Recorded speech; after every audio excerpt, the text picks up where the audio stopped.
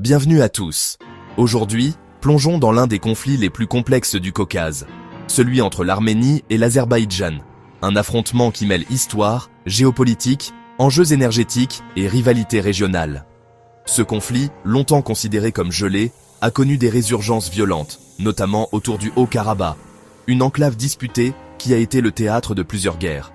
Décortiquons donc ensemble dans ce nouveau point, géopo, les racines historiques, les dynamiques militaires récentes, les influences extérieures et les perspectives d'avenir au niveau des relations entre Arméniens et Azéris.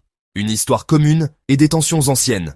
L'Arménie et l'Azerbaïdjan sont deux anciennes républiques soviétiques dont les relations ont toujours été marquées par des tensions. Le Haut-Karabakh, peuplé majoritairement d'Arméniens mais situé dans les frontières de l'Azerbaïdjan, est au cœur du différend. Dès la fin du 19e siècle, les rivalités ethniques et religieuses entre Arméniens chrétiens et Azerbaïdjanais musulmans ont été exacerbées par les politiques impériales, puis soviétiques. En 1921, Staline rattache le Haut-Karabakh à l'Azerbaïdjan, tout en lui accordant un statut d'autonomie. Ce choix, perçu comme arbitraire, a nourri les rancœurs pendant des décennies. À la chute de l'URSS, les tensions explosent. Entre 1988 et 1994, une première guerre fait plus de 30 000 morts et des centaines de milliers de déplacés. L'Arménie en sort victorieuse, occupant le Haut-Karabakh et plusieurs districts azéris.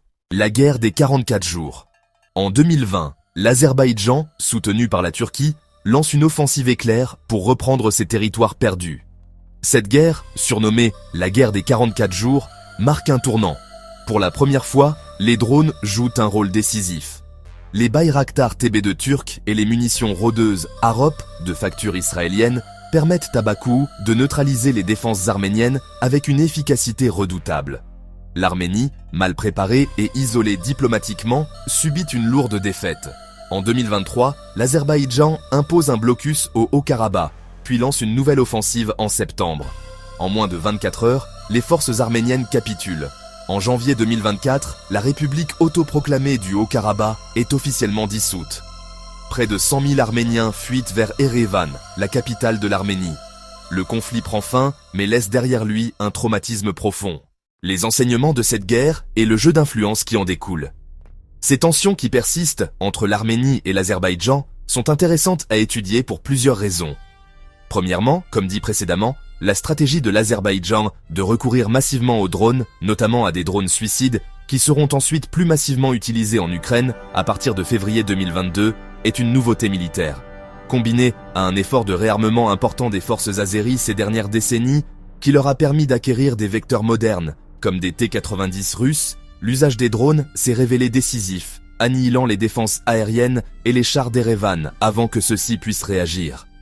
Ces tensions sont aussi intéressantes à étudier car elles mettent en exergue des rapports de force entre puissances bien plus grandes. En ce sens, la Turquie est un acteur clé du conflit. Elle soutient l'Azerbaïdjan pour des raisons historiques, culturelles et stratégiques. Ankara voit dans Bakou un allié naturel et un partenaire énergétique. En fournissant des drones, des conseillers militaires et un appui diplomatique, la Turquie a renforcé son influence dans le Caucase. La Russie aussi est un acteur clé. Cependant, elle joue un rôle ambivalent. Historiquement alliée de l'Arménie, elle n'a pas empêché les offensives azéries. Affaiblie par sa guerre en Ukraine, Moscou perd du terrain dans la région. Sa force de maintien de la paix, déployée en 2020, n'a pas empêché la reprise du Haut-Karabakh par Bakou. Aujourd'hui, l'Arménie prend ses distances avec le Kremlin et tend à se rapprocher de l'Union européenne, qui joue aussi double jeu, car en plus de soutenir moralement l'Arménie face à l'Azerbaïdjan, et c'est particulièrement le cas de la France, qui tente de nouer des accords diplomatiques et militaires avec Erevan, l'UE a aussi signé avec Bakou un accord de coopération, entré en vigueur en juillet 2021, face à l'importance des réserves de gaz de l'Azerbaïdjan que l'UE convoite.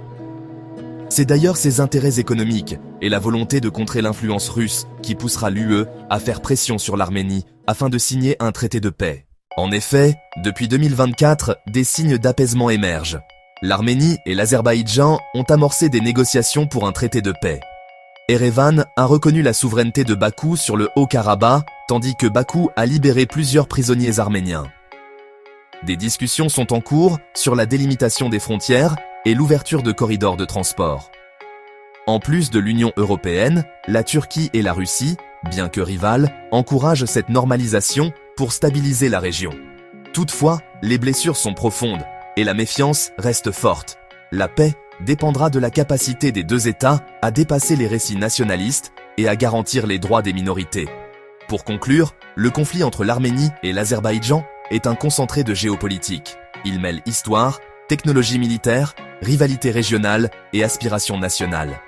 La fin du Haut-Karabakh marque une nouvelle ère, mais pas nécessairement la fin des tensions. La paix est possible, mais elle exige des compromis douloureux et une volonté politique durable. Ce qui se joue dans le Caucase dépasse les frontières locales. C'est aussi derrière cela une bataille d'influence entre puissances régionales, voire mondiales qui se joue. Si vous avez apprécié cette vidéo, n'hésitez pas à vous abonner à la chaîne, à activer la cloche pour ne rien manquer, et à laisser un commentaire pour partager votre ressenti. Cela permet de soutenir la chaîne. À très vite pour un nouveau point Géopo sur les grandes lignes de la géopolitique mondiale.